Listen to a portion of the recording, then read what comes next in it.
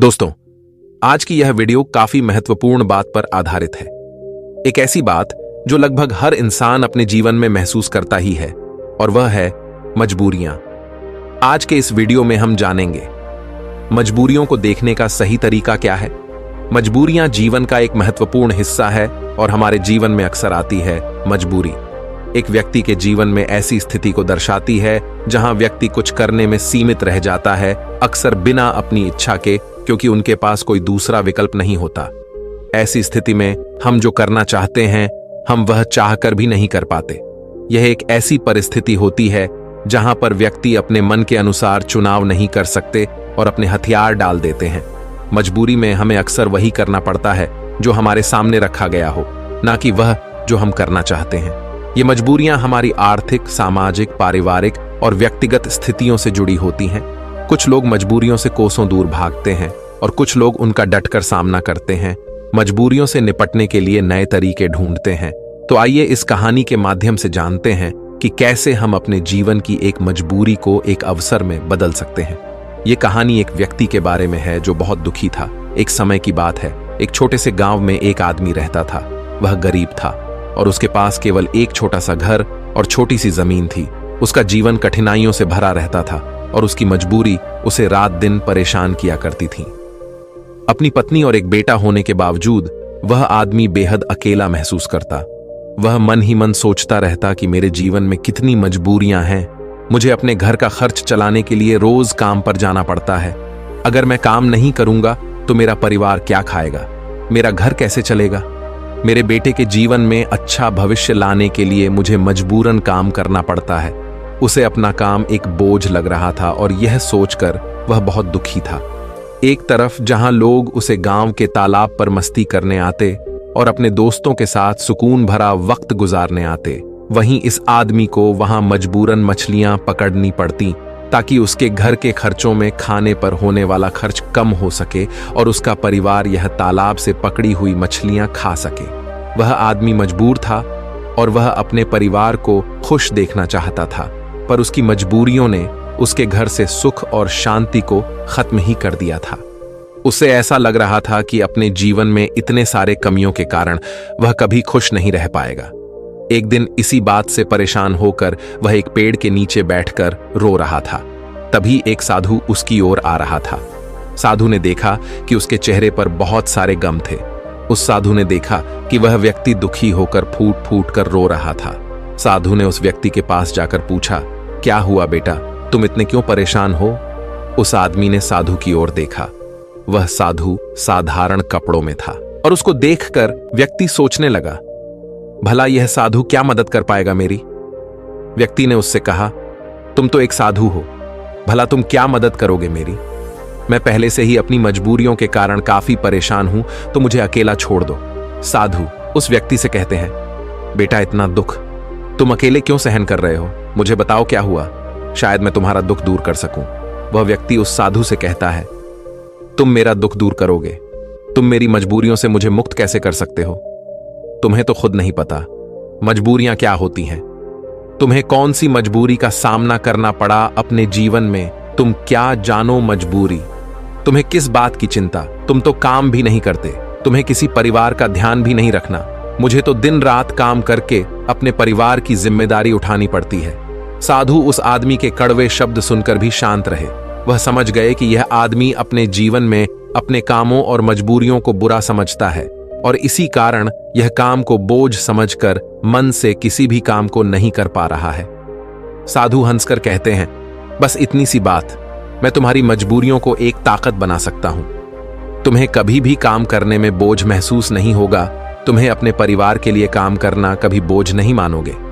मैं तुम्हें एक ऐसा रास्ता बताऊंगा जिससे तुम हर काम खुशी खुशी करोगे, लेकिन तुम्हें पहले मेरा काम करना होगा। क्या तुम तैयार हो?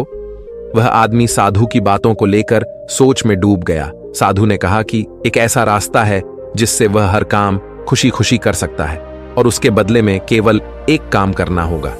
पर क्या यह सच है? ऐसा कुछ इस साधु को पता भी होगा या यह साधु बस मुझे पागल बना रहा है? आदमी ने कुछ देर सोचकर उस साधु को मना किया, ये कहते हुए कि मुझे नहीं लगता कि तुम ऐसा कुछ बता सकते हो। आदमी मना करके वापस घर लौट आया। कुछ दिनों तक तो उसके दिमाग में वह साधु की बातें घूमती रही, लेकिन धीरे धीरे वह उस साधु और उसकी बातों को भूलता गया। उसके दिमाग से साधु भी धीरे धीरे निकलता गया। वह फिर से अपने रोज के दिनचर्या में वापस चला गया। फिर कुछ महीनों बाद उसे एक दिन अपना मित्र मिला।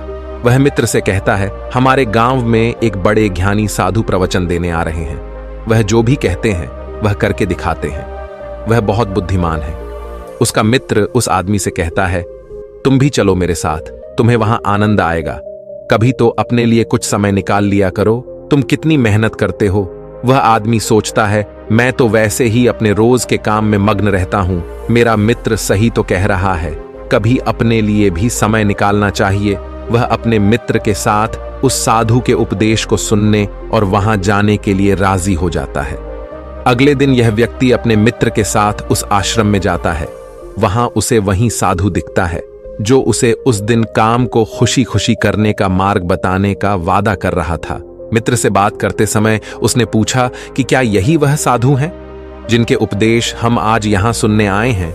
उसके मित्र ने पुष्टि की कि हां, ये साधु वाकई महान हैं और उनके पास ज्ञान की अमूल्य धारा है। और तो और उसके पास तो स्वयं राजा भी ज्ञान लेने आते हैं। वह आदमी अपने मित्र से कहता है कि मैं इस साधु से मिल चुका हूं। फिर वह आदमी अपने मित्र को सारी बात बताता है। उसका मित्र पूरी बात सुनकर कहता है, अगर यह साधु ने तुम्हें वचन दिया है तो अवश्य ही वह उसे पूरा करेंगे। तुम्हें उनसे फिर से मिलना चाहिए। आदमी फिर मन ही मन यह सोचता है कि क्या मेरा अब उनसे मिलना ठीक रहेगा। मैं उन साधु के पास जाऊं कि नहीं, वह मेरे बारे में क्या सोचेंगे। परंतु अब उसके मन में यह विश्वास था कि वह साधु उस दिन उसे पागल नहीं बना रहे थे, और अगर थोड़ी सी भी उम्मीद है कि मैं एक ऐसा रास्ता जान जाऊंगा जिससे मुझे कोई भी मजबूरी, कोई भी पीड़ा छोटी लगने लगेगी और मैं उस काम को खुशी खुशी करूंगा, तो यह मुझे जानना ही है। फिर भले ही मुझे उन साधु के सामने शर्मिंदा ही क्यों ना होना पड़े, चाहे कुछ भी हो, मैं इस मौके को अपने हाथ से जाने नहीं दूंगा। यही सोचकर वह आदमी उन साधु से मिलने का निश्चय करता है। उपदेश समाप्त होते होते शाम हो चुकी थी। जैसे ही वह उपदेश समाप्त हुए, सब लोग आश्रम से बाहर जाने लगे। वह आदमी उस साधु के पास जाता है। वह आदमी कहता है, गुरु, क्या आपको याद है, मैं आपको मिल चुका हूं, मुझे माफ करना। मैंने आपको उस दिन काफी भला बुरा कहा और मैं उस वजह से बहुत शर्मिंदा भी हूं। मुझे अब बहुत पछतावा हो रहा है, परंतु क्या आप मुझे वह मार्ग बता सकते हो जिससे मैं खुशी खुशी काम करूं? मैं आपका कोई भी काम करने के लिए तैयार हूं। साधु हंसते हुए कहते हैं, हां, मुझे याद है, तुम वही आदमी हो जो उस दिन दुखी हालात में मुझे मिला था। ठीक है, मैं अपना वादा पूरा कर दूंगा। लेकिन अब शाम हो चुकी है और मैं पूरे दिन उपदेश देकर थक गया हूं, तो मुझे कल सुबह इसी आश्रम के बाहर मिलना। वह आदमी बहुत खुश होता है और कहता है, जी गुरुदेव, मैं कल सुबह आपसे मिलने आ जाऊंगा। सुबह होते ही वह आदमी उस आश्रम के बाहर उस साधु से मिलने जाता है। जब वह आदमी वहां पहुंचता है तो गुरु दरवाजे पर रुके होते हैं। वह व्यक्ति उन साधु के पास जाता है और कहता है, गुरुदेव, मैं तैयार हूं। साधु उस व्यक्ति से कहते हैं, बेटा, मुझे अपना वादा याद है जो मैंने तुमसे किया था, परंतु तुम्हें समझने के लिए मुझे तुमसे काम करवाना पड़ेगा। वह आदमी उस साधु से कहता है, जी गुरुदेव, मैं कुछ भी करने के लिए तैयार हूं। आपका काम क्या है जो मैं कर सकता हूं, मुझे बताइए। वह साधु उसे पास के तालाब के पास ले जाते हैं।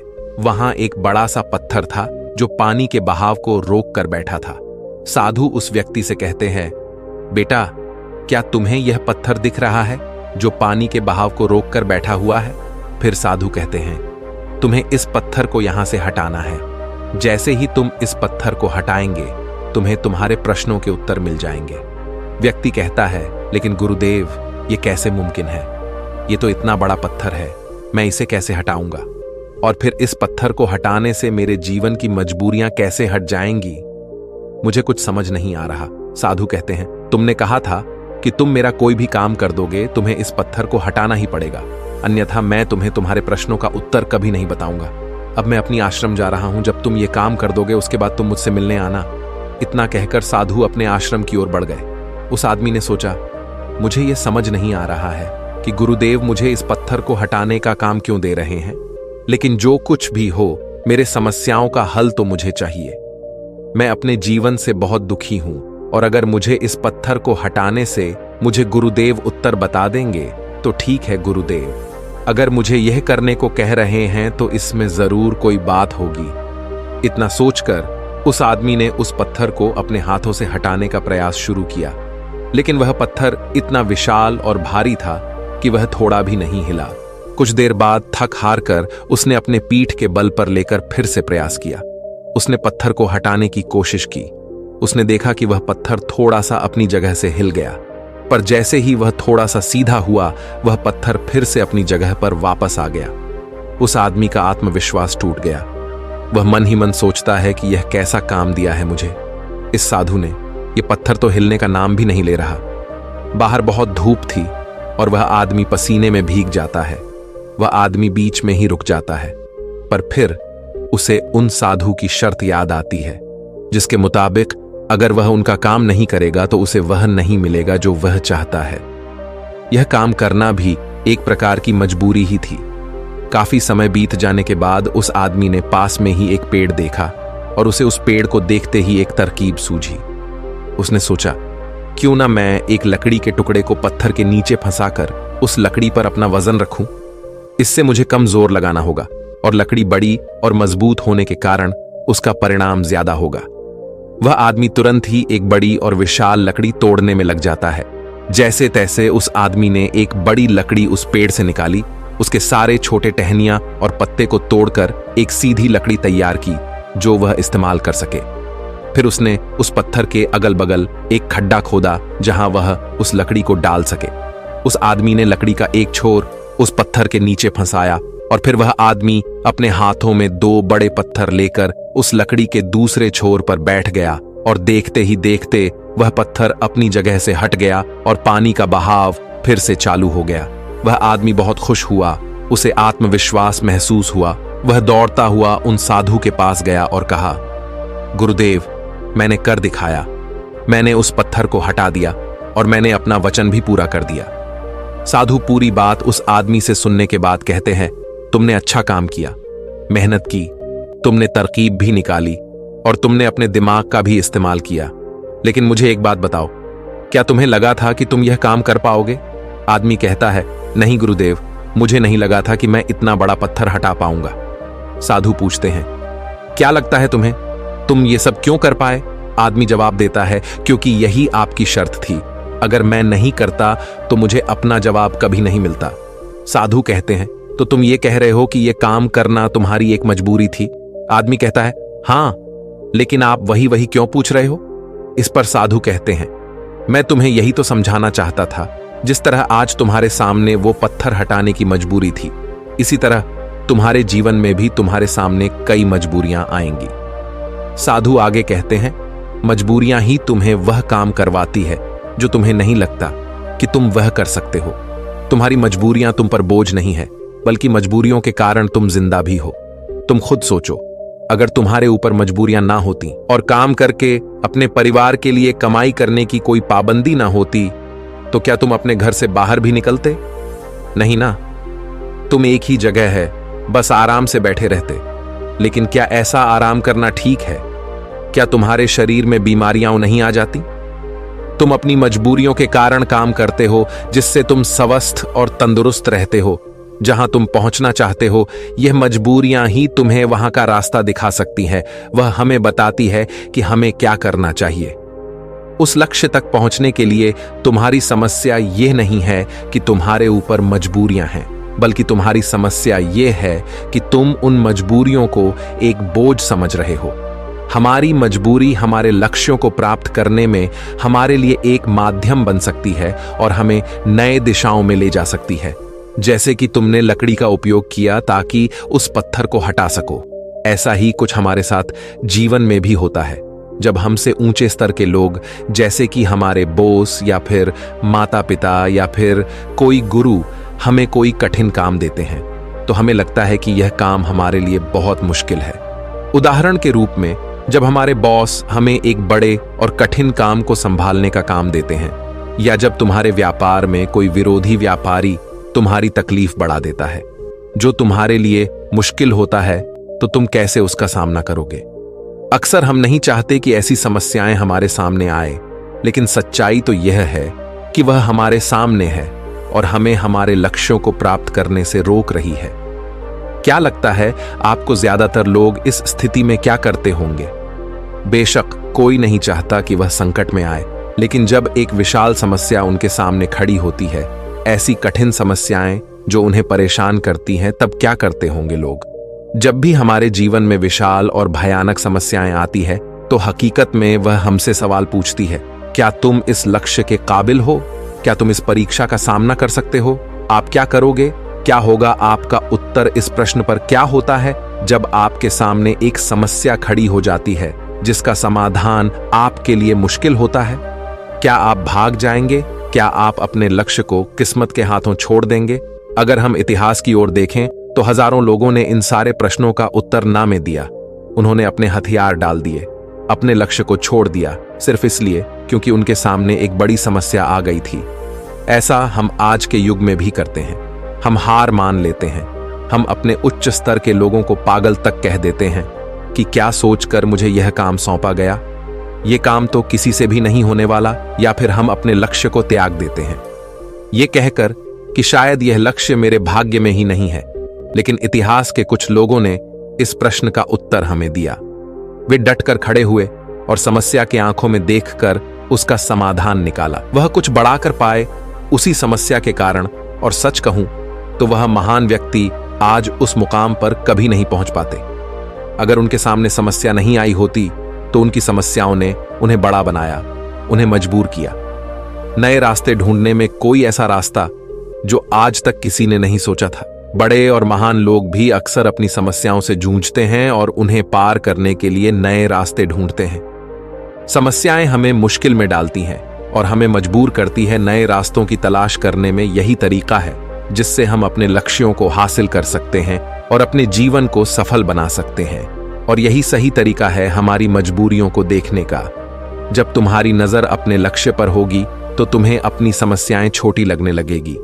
इसीलिए मजबूरियां अच्छी होती हैं। तो अगली बार जब तुम किसी मजबूरी में खुद को पांव तो खुश हो जाना, क्योंकि यह एक मौका है तुम्हें अपने आप को साबित करने का और उसी दौरान वह बनने का जो तुम पहले कभी नहीं थे। दोस्तों, आपने आज के इस वीडियो से क्या सीखा, मुझे आप कमेंट में बता सकते हैं। इसी के साथ मैं उम्मीद है कि आपको आज की वीडियो पसंद आई होगी। इस वीडियो को उस इंसान को शेयर करें जिससे इसकी सख्त जरूरत है, और उसी के ठीक बाद चैनल को सब्सक्राइब करें। तो चलिए फिर मिलते हैं ऐसी एक और नई वीडियो में। तब तक के लिए अपना ख्याल रखें। धन्यवाद।